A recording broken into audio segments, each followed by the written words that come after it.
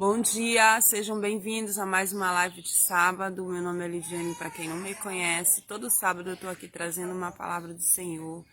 Eu peço que vocês compartilhem essa live, que vocês visitem o meu canal Filosofando com Deus e que vocês assistam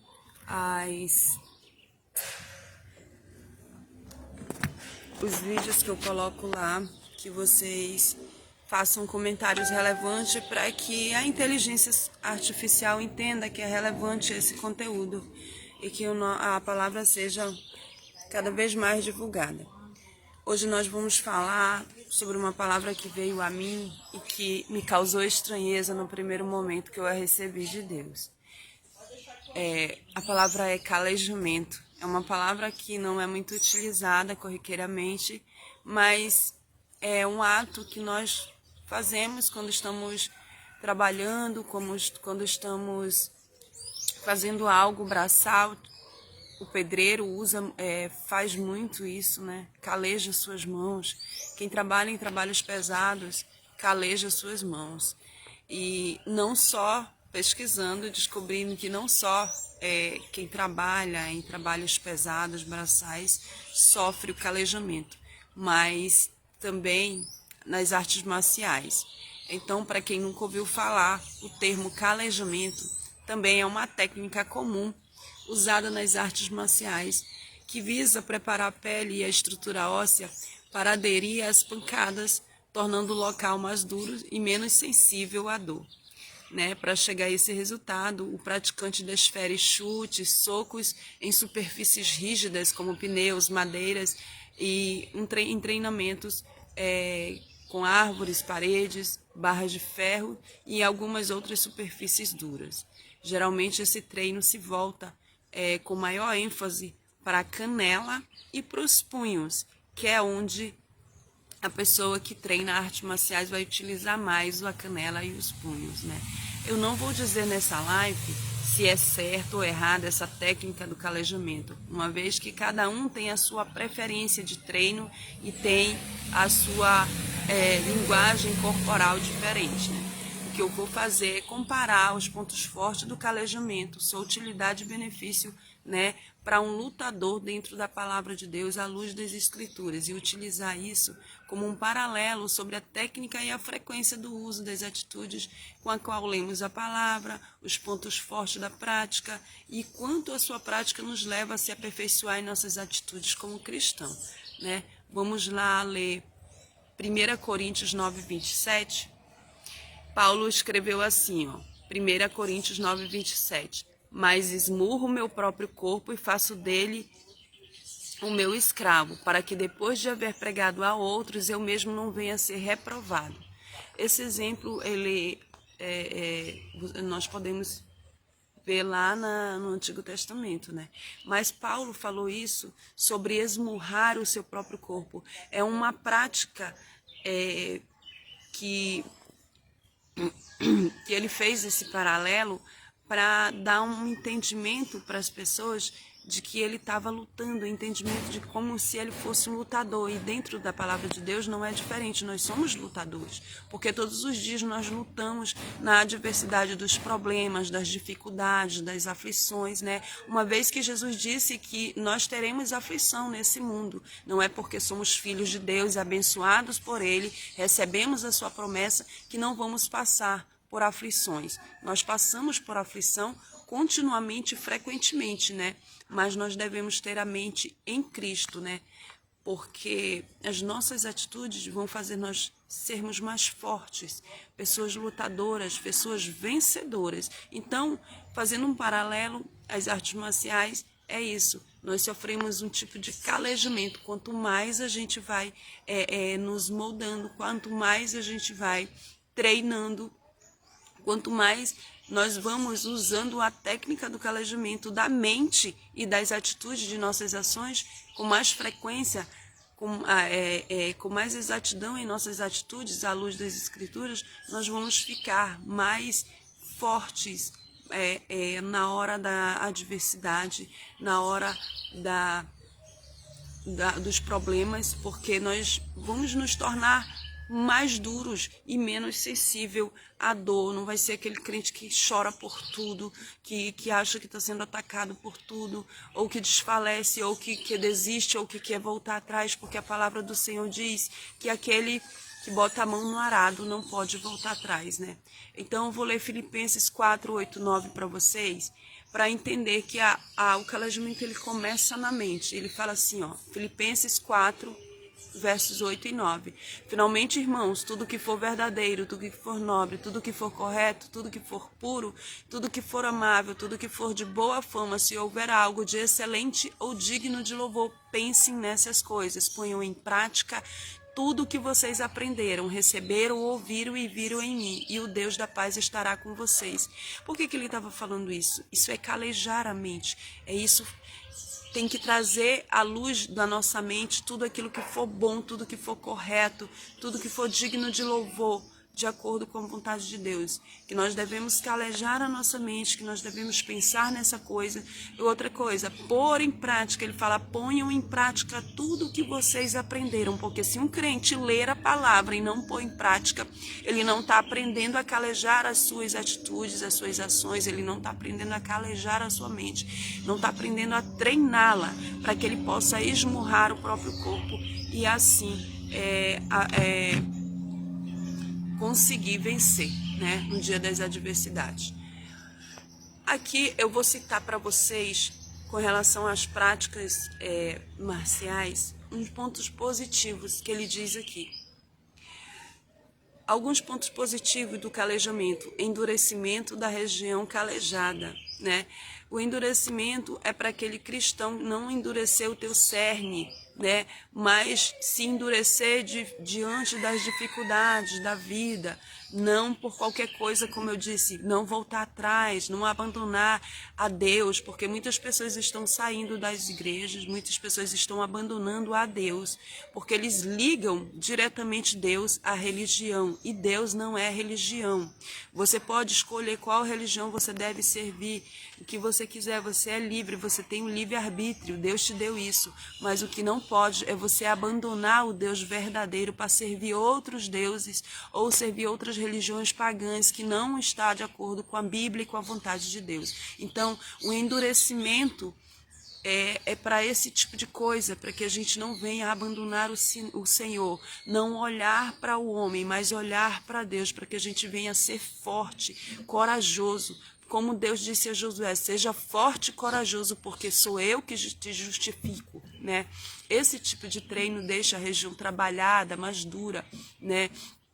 Ao contrário do que algumas pessoas pensam, não deixa a pessoa mais resistente, mas mesmo assim tem uma região do corpo calejada, forte, pode ser muito útil, porque tem uma maior resistência à dor. Então não é para a gente se tornar aquele crente de cerne, enrijecido, que não quer mais aprender mais algo, porque acha que já aprendeu o suficiente, que não precisa aprender mais. Mas aquela pessoa que tem humildade em aprender, e humildade em ensinar e saber que não existe um lugar onde a gente não consiga aprender ou algo que a gente não consiga aprender mais. A gente não chega no topo do aprendizado. A gente morre e não consegue chegar nesse topo do aprendizado. A gente vai adquirindo sabedoria, né, durante a caminhada, mas enquanto estivermos vivos, ainda estaremos em aprendizagem total, né? Então, esse calejamento causa uma maior resistência às dores, às aflições da vida. Ele não dá uma maior resistência à mente, para que ela fique enrijecida, mas diminuir bastante o impacto da dor na hora da luta, na hora da adversidade, né? Uma pessoa que não caleja, ela sentirá muita dor ao receber um golpe da vida, né? Esse é um exemplo que eu estou dando para vocês, à luz de quem treina artes marciais, mas trazendo assim para dentro da palavra, uma pessoa que realmente está firmada dentro da palavra de Deus, que está calejada, que conhece a palavra, que prega a palavra para si mesmo antes de pregar para os outros. É uma pessoa que provavelmente não vai sentir tanto impacto na hora das adversidades, vai passar pela luta, pelo vale da sombra da morte, ainda vai glorificar a Deus, né? Porque ele está falando lá em Salmos 91, que você vai passar pelo vale da sombra da morte, mas não vai temer mal algum, porque o Senhor estará contigo, a sua vara e o seu cajado o consolam. Então, essa é a verdade, né? Então, alguns pontos negativos são que quando você se torna enrijecido, você tem menos flexibilidade nos ossos. Ele está falando assim, mas eu trazendo para a nossa realidade, muitas pessoas estão 20 a 30 anos dentro da congregação de Deus, se dizem cristãs e já estão enrijecidos, inflexíveis, acham que não precisam aprender mais, se tornam endurecidos e esse endurecimento causa um calejamento contrário, não um bom, mas deixa isso como como se fosse um alejo daquela região, né? Uma parte da sua mente não quer aprender mais porque você acredita que você já leu a Bíblia toda, já aprendeu o suficiente, mas você realmente não entendeu porque não obteve humildade para entender que a Bíblia está constantemente ensinando cada vez mais a gente, porque a palavra de Deus ela é viva e eficaz, né? Então ele fala que a palavra é viva e eficaz, mais cortante que faca de 2 gumes. O que ele quer dizer? Que cada vez que você vai ler, a palavra é viva, ela não morre nunca, ela não estatiza, ela muda cada vez que você lê, entendeu? Você tem um entendimento diferenciado de acordo com a situação que você está passando, até porque a gente não para no tempo, então a gente não para de aprender, a gente não endurece o nosso aprendizado, ao contrário, nós nos moldamos à mente de Cristo, nos transformamos, somos transformados e conduzidos cada dia por Ele, né? Então, quando você lê a palavra, ela torna-nos maleáveis e permite que nós possamos nos adaptar melhor aos impactos e às torções do dia a dia, às dificuldades que nós temos. Essa prática gera em nós uma pequena fratura para que nós possamos, de novo, sentir a dor, mas não sentir tanto impacto e saber que nós precisamos aplicar mais e mais a nós, as escrituras, a vontade de Deus e nos reconstruir, nos levantarmos para que nós possamos receber maior glória, maior força de Deus, porque Paulo diz que quando eu sou fraco é que eu sou forte, porque o poder de Deus se aperfeiçoa em nossas fraquezas. Assim nós ficamos mais vulneráveis, né?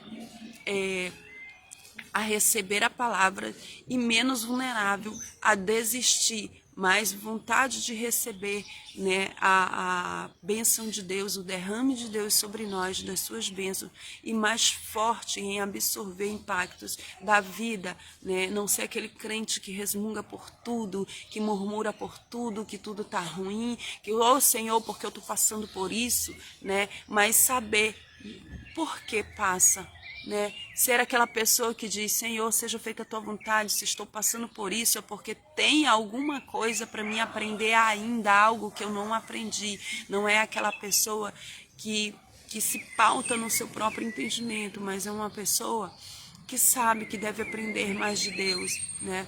Então, esse é o impacto que nós devemos sofrer da palavra do Senhor em nós mesmos, antes de pregarmos para as outras pessoas, pregarmos a nós mesmos. Mateus 6,5 ele fala, se alguém cuida ser religioso e não refreia sua língua, mas engana o seu coração, sua fé e sua religião é vã. Né? Na verdade isso está em Tiago 1,26, se alguém cuida ser religioso e não refreia sua língua, mas engana o seu coração, sua religião é vã.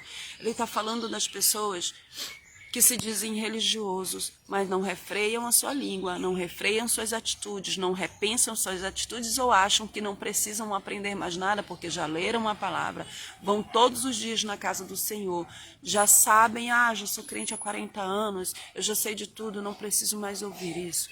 Uma vez eu fui pregar para uma pessoa, ela olhou para mim e falou, já ouvi tudo isso que você está falando, não preciso ouvir mais. Ou seja, a pessoa disse que ela já tinha aprendido, que não era necessário aprender mais. Então, ela não se tornou uma pessoa calejada na palavra a ponto de ser flexível, mas ela se tornou uma pessoa calejada, né, e estatizada, que não muda mais, né, que calcificou.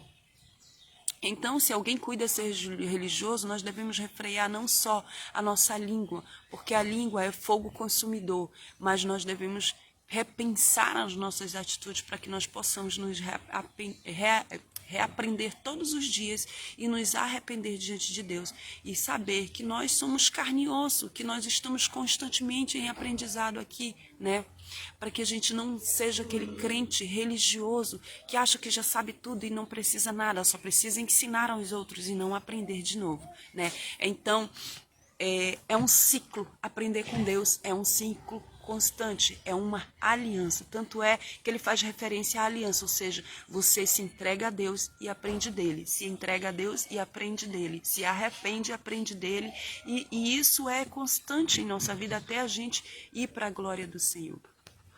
E eu vou ler aqui Mateus 6,5, ele fala assim: quando orardes, não sejam como os hipócritas, pois que apreciam orar em pé nas sinagogas e nas esquinas, nas ruas, para serem admirados pelos outros. Com toda certeza vos afirmo que eles já receberam o seu galardão. Ele estava fazendo uma referência àquelas pessoas que se achavam religiosas demais, que conheciam a palavra, que conheciam a lei. Ele estava pregando ali para os fariseus, né, que achavam-se cheias de si, que sabiam a verdade, mas na verdade eles não agiam de acordo com a vontade nem com a verdade de Deus.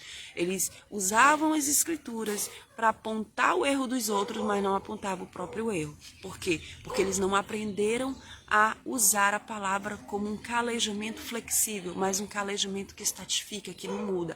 Acham que eles já tinham chegado no ápice dos seus aprendizados e não precisavam aprender mais, somente ensinar, né? E fazer ritualisticamente aquilo, e não reaprender e reaprender de novo, né?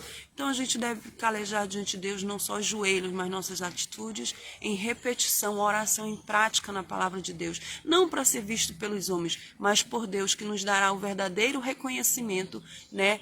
E o verdadeiro entendimento à luz de suas palavras, como devemos agir em nossas atitudes, porque cada um Deus trata individualmente, né? Cada um Deus trata no seu secreto, né? Ele fala que quando a gente orar, devemos orar em secreto, e em secreto o nosso Pai que está no céu nos recompensará, e isso permite que Ele nos trate individualmente, cada um com seus problemas e suas adversidades, as suas diferenças, né? de atitudes e de dificuldade no nosso dia a dia. Cada pessoa tem o seu caminho, cada pessoa está no seu tempo aprendendo de Deus mais e mais. Nós devemos só ter a mente aberta para aprender cada dia vez mais e pôr em prática, né? Diante das circunstâncias e no mundo do jeito que está hoje, as dificuldades sempre vêm. A diferença é que os filhos de Deus vão vencer, porque eles terão a mente fixada em Cristo, sabendo que é Ele que nos levanta, é Ele que nos reafirma e é Ele que nos conduz e nos dá sabedoria e entendimento para prosseguir nessa vida, né? Essa é a palavra de hoje para vocês. Amo vocês em Cristo. Até a próxima live. Visite o meu canal, se assim Deus permitir. Tchau!